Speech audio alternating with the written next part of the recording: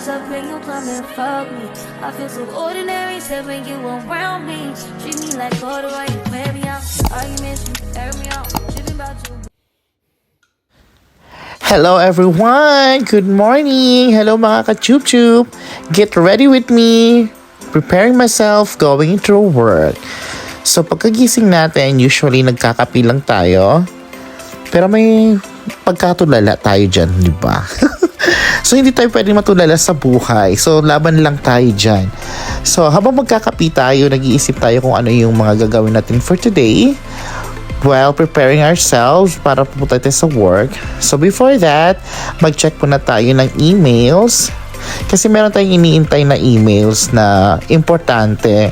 Kasi meron tayong ginagawa this past few days. So kailangan natin i-update yung email natin. And at the same time, para rin po, updated tayo sa lahat ng ating mga bills. Oh my God! Hindi talaga biro ang mamuhay dito sa ibang bansa kasi mabuhay kang mag-isa, magkakain kang mag-isa, matutulog kang mag-isa, lalong-lalo na kapag wala kang pamilya kasama or kamag-anak. So, ganun talaga. Lahat ng kilos mo dito may bayad. So, ang dami nating bayaring bills. So, kailangan talaga natin i-update yung emails natin para ma-check natin kung meron na ba tayong mga due date or overdue na mga bills. So far sa check ko naman, wala pa tayong mga overdue. Kasi naka-autodeduct tayo, di ba? Nasamid-samid pa ako. And at the same time, meron tayong inaantay talaga na importanteng email na galing sa ating boss. So yun, check tayo kasi importante yun na ma-replyan natin agad. At saka meron din tayong isa pang importanteng email na inaantay. Ito yung para confirmation. So, i-reveal ko sa inyo next time kung ano ba yung email na yun at kung para saan ba yung email na yun.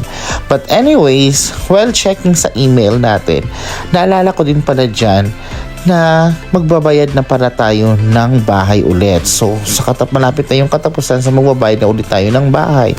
So, yun po ang buhay dito sa ibang bansa. Hindi ka man free, talagang lahat babayaran mo dito. So, lahat talaga ng kilos mo dito ay may katumbas na bayad. But, thankful pa rin tayo kasi lahat din naman ng kilos nating extra dito ay binabayaran tayo ng kumpanya. Tsaka pagpasensyahan nyo na yung voice over ko kasi tinatry ko talagang pagandahin yung voice over ko kasi first time ko pa lang din or bago pa lang din ako gumagawa ng mini vlog. Itong mini vlog na to ay parang yung buhay ko kung paano ako mamuhay dito sa ibang bansa, lalo na dito sa Canada. Ma-share ko lang yung laptop pala niyan ay nakuha ko siya sa Costco. Nabili ko siya nung sale. So, naka-sale siya. Brand new siya, pero naka-sale siya. So, super ganda. As in, super ganda niya kasi ang bilis niya. Ang bilis niyang alam mo yun, yung pagkapindot mo, ano na siya agad. Ano bang tawag doon? Basta, comment na lang kung anong tawag doon. Mas napakabilis niyang mag-process. Ang bilis ng processor ng laptop na yun. So pagkatapos nating magkape, of course, kailangan nating hugasan ang ating pinagkapihan or lahat ng ating ginamit para naman courtesy doon sa ibang gagamit ng lababo at ibang gagamit ng mga paso natin. Kasi wala tayong katulong dito, so kailangan nating maglinis. Yun din, isa sa mga obligasyon mo bilang nasa ibang bansa at bilang nakikisama ka sa ibang tao, kailangan mo talagang maging malinis ka, maging maayos ka. Kasi hindi pwede na papabayaan mo lang yung mga ginagamit mo. Kasi merong gagamit at merong at busy din yung ibang tao, kaya kailangan talaga natin maglinis. Tapos yun, pagdating ko sa kwarto, kailangan natin magtupi ng ating pinaghigaan, ayusin natin yung mga unan, yung mga kumot. Kasi as I said, wala naman tayong katulong dito. Ganyan talaga ang mabuhay mag-isa. So, kailangan din nating maging maayos kahit papano. Kasi who knows, diba, kung sinong pupunta sa bahay natin. Pero hindi yun eh. Dapat sinasarili talaga natin. Dapat inuugalan natin yung pagiging marinis natin sa bahay at pagiging marinis natin sa lahat ng panahon. Kasi ugali na yan ng tao eh. Kapag marinis ka, medyo maganda yung pananaw mo sa buhay. Tapos, dalawa po yung kumot na ginagamit ko dyan. Meron tayong manipis na kumot at meron tayong makapal na kumot. Kasi minsan, mainit din talaga siya kasi winter dito, naka-heater kami. So minsan mainit din talaga siya kaya kailangan din natin gumamit ng isa pang kumot na yung mas manipis. So yun po, ang pinapakita ko din dyan is yung shower ko at bathtub ko. So dyan ay paligo na tayo. So malapit na tayong maligo dyan kasi ilang minuto na lang at papasok na tayo. Usually talaga, pag napasok ako sa work, di talaga ako pumapasok na hindi ako naliligo. As much as possible, maliligo talaga ako. So, naglalaan talaga ako ng oras or panahon para makaligo ako bago ako pumasok sa work. Kasi, aminin natin na hindi maganda or mas hindi kaaya-aya na pag nasanay ka nang naligo tapos pumasok ka nang hindi naligo kasi parang magiging cautious ka sa sarili mo na parang oh my god, ano bang amoy ko? Kasi minsan mas naaamoy mo yung sarili mo kaysa dun sa ibang tao, di ba? So mabuti na rin yung naliligo ka, malinis ka, at least wala silang masasabi sa'yo. Tsaka iba yung na ipaparating at nabibigay ng vibes kapag ka nakaligo ka talaga. Kasi napaka-fresh ng isip mo. So yun. So after nating maligo, syempre magpapatuyo ng ating katawan. Oh my god, ang laki mo bakla. Para ka ng baksidor dyan. Then after nyan, proceed tayo sa ating mini closet. So meron tayong mini closet sa kwarto natin. Yun lang yung kagandahan ng kwarto natin kasi meron tayong mini closet. Hindi na natin kailangan lumabas pa or pumunta pa sa ibang place para kumuha. Medyo magulo na nga yung mga damit. Tingnan mo. Oh. Siguro kapag kuha lang ng kuha, ganito. Ganun talaga minsan kapag tinatamad yung tao. Pero at the end of the day, nakakapag-miss pa rin naman tayo. So, hindi ko talaga maabot yung panty ko. Charot, hindi ko maabot yung underwear ko. Kaya medyo nahirapan ako dyan. Kasi, muntik nang malaglag yung towel. Di ba nga, ang arte-arte. So, magsusuot tayo ng uniform. Kasi, importante yun na complete uniform tayo pag napasok tayo.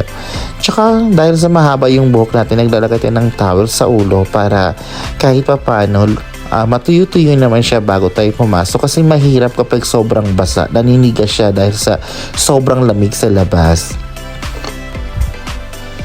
And of course, bilang alaga sa ating sarili, hindi talaga natin nakakalimutang suklayan ng ating buhok ng maayos para maayos naman tayong tingnan at presentable tayong tingnan pagkapasok natin sa trabaho. At saka po, kailangan din nating mag-ayos sa ating sarili para naman medyo maganda yung vibes na ibibigay natin sa ibang tao. At hindi natin nakakalimutan yung sunscreen. Alam mo, natutunan ko lang mag-sunscreen kasi meron akong vlogger na pinapanood dito sa TikTok, sa YouTube, tsaka sa Facebook. So, mostly sa Facebook ko siya napapanood. Si Ellie Jan. Hi, Ellie Jan. Shout out. Idol na idol ko talaga siya. Kasi kahit saan siya magpunta, maulan man, umaraw, o kahit anong panahon, nagsa-sunscreen talaga siya. Kasi alam mo, sinasabi niya na pag nag-sunscreen ka talaga napoprotektahan yung skin mo or yung balat mo sa mukha. So, yun po. Sinasanay ko yung sarili ko na mag-sunscreen as much as possible. Although nakakatamad naman talagang mag-sunscreen or mag-chuchu dyan sa mukha, di ba? Kahit ano naman pinaglalagay. Unlike sa nanay ko, alam niyo, makwento ko lang, no? Yung nanay ko, siguro siya na yung isa sa pinaka masipag maglagay ng kung ano-ano sa mukha. Kaya natutuwa ako sa nanay ko kahit may tanda na siya. Hindi naman siya sobrang tanda, pero kahit may edad na siya, maayos talaga siya sa sarili niya. Kasi, alam mo, mas poproblemahin pa niya yung panglagay niya sa mukha kasi sa pang-ulam namin. Kasi unang-una, dati talaga si mama nagsisikap yan para sa buhay namin o para sa mga anak niya at para sa sarili niya para makabili talaga siya ng panglagay niya sa mukha. Hindi na namin siya maialis. Hindi namin maialis sa kanya yun kasi ganoon na talaga yung nanay namin. At natutuwa naman kami na makita namin maayos talaga yung nanay namin. I love you, mama. I miss you so much. See you soon. So, palabas na tayo ng kwarto. So, may drama effect lang tayo dyan.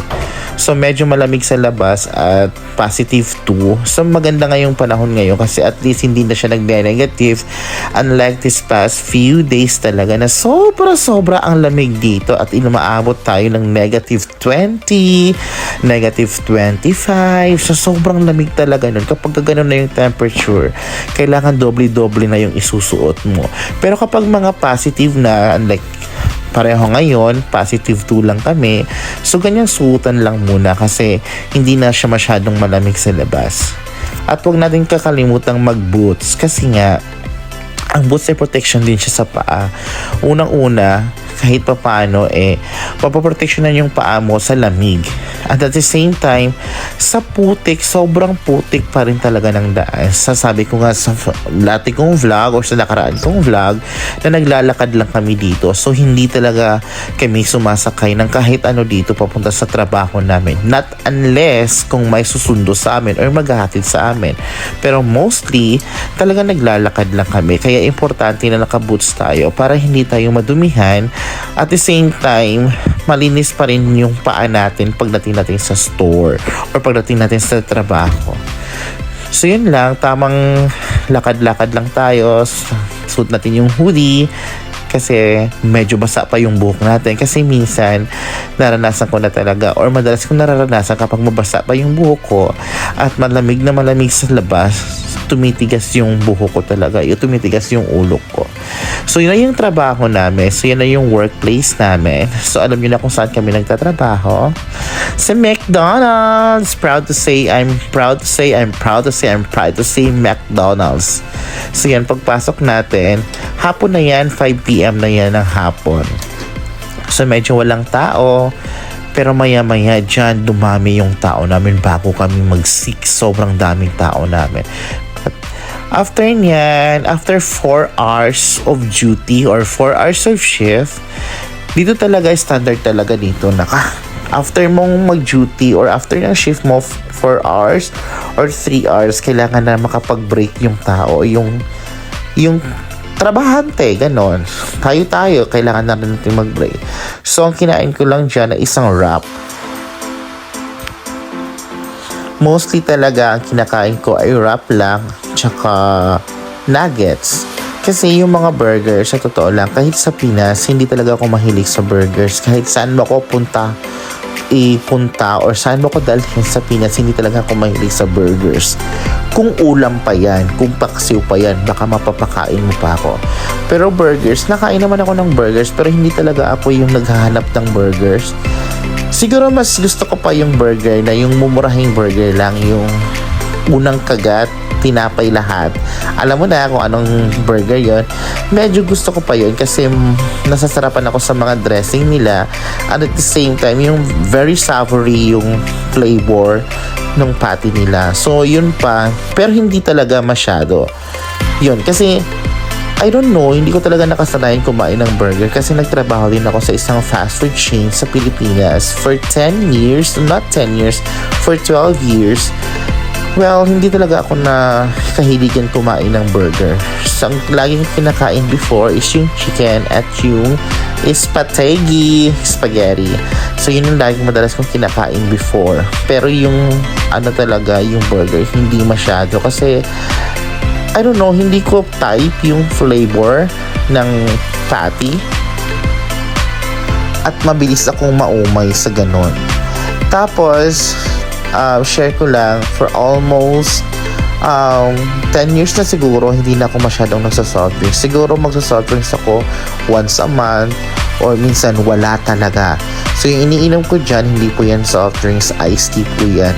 So for this month, for the month of January, parang 2 times pa lang ako nag-iced tea. So pangalawa pa lang yung iced tea na yan.